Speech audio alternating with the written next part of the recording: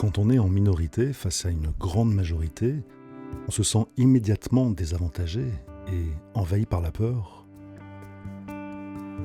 Pourquoi perçoit-on les choses différemment ? Pourquoi souffre-t-on plus que les autres ?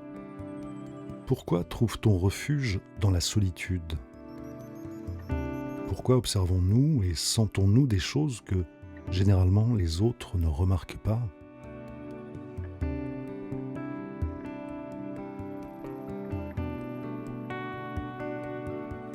« 20% de la population est hypersensible, mais ça n'est pas un défaut. Il est fort possible qu'au cours de votre vie, et plus particulièrement lors de votre enfance, vous ayez eu pleine conscience de cette distance émotionnelle et de la façon dont parfois vous avez eu la sensation de vivre dans une sorte de bulle d'étrangeté et de solitude. L'hypersensibilité est un don, un outil qui peut vous permettre d'approfondir les choses et de faire preuve de plus d'empathie. Rares sont ceux qui ont la capacité d'arriver à ce point vital d'apprentissage. C'est Hélène Aron qui, au début des années 90, approfondissant les études déjà menées sur la personnalité introvertie, a minutieusement mis au jour les caractéristiques d'une nouvelle dimension jamais explorée jusqu'alors, qui reflétait une réalité sociale, celle des personnes hypersensibles, réfléchies, empathiques et réactives émotionnellement. Si c'est votre cas, si vous vous identifiez à ces caractéristiques que le docteur Aron a exposées dans son livre The Highly Sensitive Person, alors vous devez bien comprendre que ce n'est pas parce qu'on est hypersensible qu'on doit se sentir bizarre ou différent. Au contraire, vous devriez vous sentir chanceux de disposer des 4 dons suivants.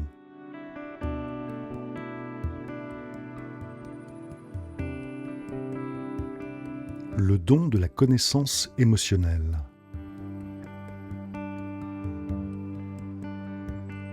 Certaines personnes sont capables, dès leur plus jeune âge, de percevoir certains aspects de leur vie quotidienne qui feront naître en elles angoisse, contradiction et curiosité fascinante.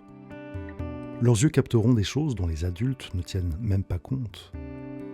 La frustration de leur maître d'école, l'inquiétude de leur mère.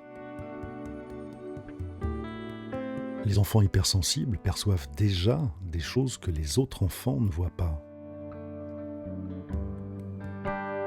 Dès leur plus jeune âge, on leur dira que la vie est aussi difficile que contradictoire. Ils verront le monde avec leurs yeux d'enfant, mais d'un enfant qui s'ouvre précocement au monde des émotions, et ce, sans même avoir conscience de ce qui les guide, de ce qui les fait vibrer, de ce qui est à l'origine de la souffrance que les adultes ressentent. La connaissance des émotions, c'est l'arme d'un pouvoir silencieux. On se rapproche davantage des gens pour les comprendre, mais à leur tour, ils nous rendent plus vulnérables face à la douleur. La sensibilité, c'est comme une lumière qui brille, qui à son tour nous rend plus vulnérables face au comportement des autres, aux mensonges pieux, aux déceptions, au sarcasme.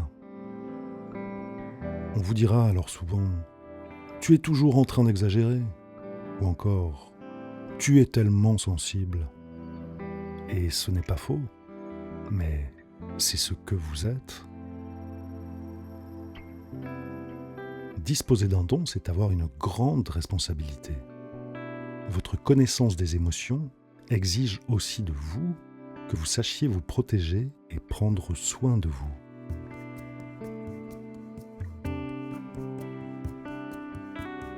Le don d'apprécier la solitude. Les personnes hypersensibles ressentent un certain plaisir quand elles sont seules. Elles aspirent à trouver des coins discrets ou faire ce qu'elles ont à faire et s'adonner à leurs activités favorites. Ce sont des personnes créatives qui aiment écouter de la musique, lire, et même si cela ne les empêche pas d'apprécier la compagnie des autres, c'est lorsqu'elles sont seules qu'elles se sentent le mieux.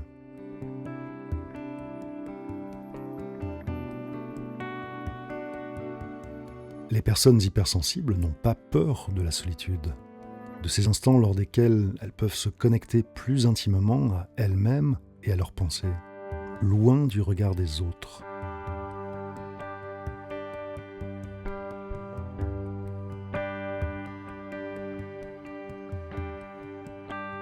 Le don de mener une vie où tout part du cœur. Être hypersensible, c'est mener une vie où tout part du cœur. Personne ne vit plus intensément l'amour, personne n'apprécie autant les petits gestes quotidiens, l'amitié, la tendresse. On croit souvent que les personnes hypersensibles vivent dans la souffrance, qu'elles sont plus à même de déprimer et d'être tristes, qu'elles se sentent vulnérables face aux stimuli du monde extérieur, au comportement des autres. Mais il y a une chose que les gens qui pensent de cette façon ne savent pas. Rares sont les émotions qui se vivent avec autant d'intensité que celle d'aimer et d'être aimé.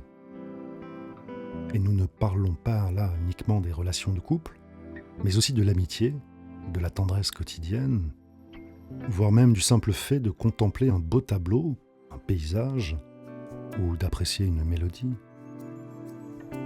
Pour la personne hypersensible, c'est une expérience sensible, enracinée dans son cœur.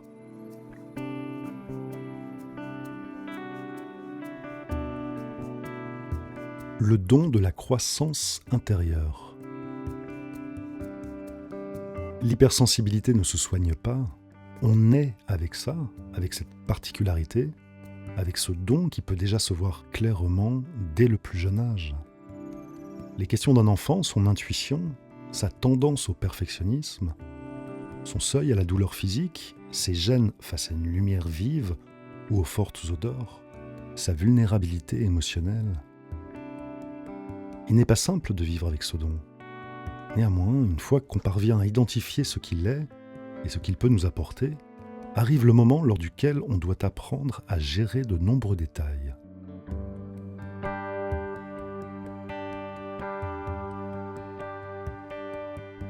Vous ne devez pas vous laisser dépasser par vos émotions négatives. Vous devez aussi garder à l'esprit que les autres vont à leur rythme et qu'ils n'ont pas votre seuil émotionnel, qu'ils ne vivront pas certaines choses avec la même intensité que vous. Pour autant, cela ne veut pas dire, par exemple, qu'ils vous aiment moins. Respectez-les, comprenez-les, comprenez-vous.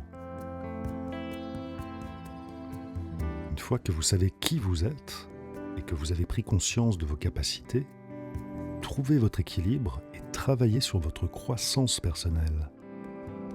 Vous êtes unique et votre vie dépend entièrement de votre cœur. Marchez en paix, avancez en sécurité et soyez heureux.